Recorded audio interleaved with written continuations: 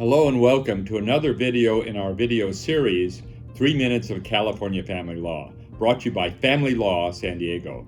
Hi, I'm Bud Klueck, founding and managing partner of Family Law San Diego. Today's subject matter is the difference between child support and spousal support in court.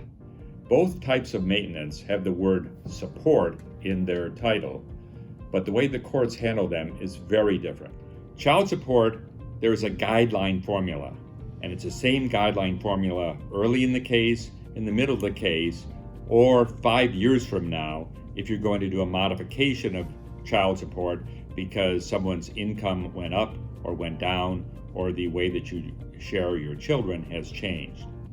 There are 4 elements in the guideline formula: dad's net disposable income, which is kind of like take-home pay, mom's net disposable income, how you file your taxes, head of household, married filing jointly, and lastly, the timeshare, which is how much time each parent spends with the children, vice versa. I did an entire video on child support formula. I would refer you to that video for more details. Spousal support or alimony is very different. The courts may use a guideline formula early in the process. It is not the same mathematical guideline as child support, and the courts are not required or urged to use the guideline the same as with child support. But the courts can use guidelines for spousal support or alimony early in the case.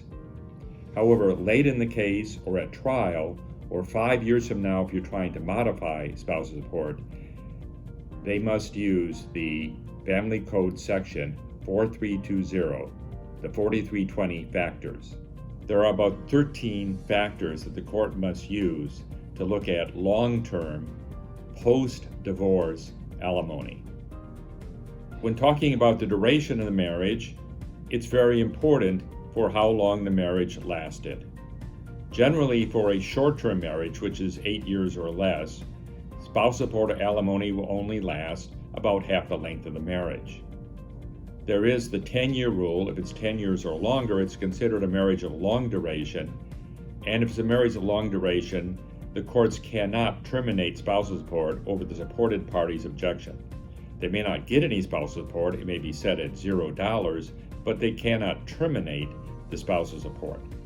Besides the length of the marriage, the age and health of the parties is another important Section 4320 factor. The marketable skills of the supported party, another, and their job history. The wealth of both parties is another factor, and that includes separate property.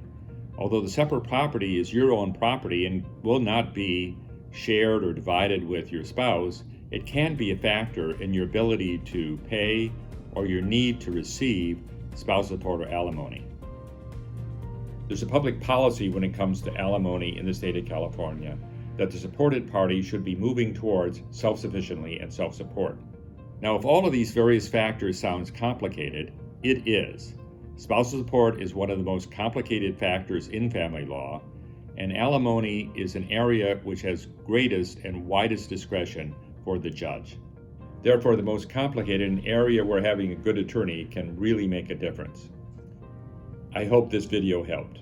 If you have further questions, please contact Family Law San Diego. Our phone number is area 619-448-6500. I'll repeat that in a slightly different fashion. Area code 619-448-6500. Or visit our website, www.familylawsandiego.com, www.familylawsandiego.com, all one word, no breaks, no dashes. Thank you for listening, and this is another in our video series, 3 Minutes of California Family Law, brought to you by Family Law San Diego.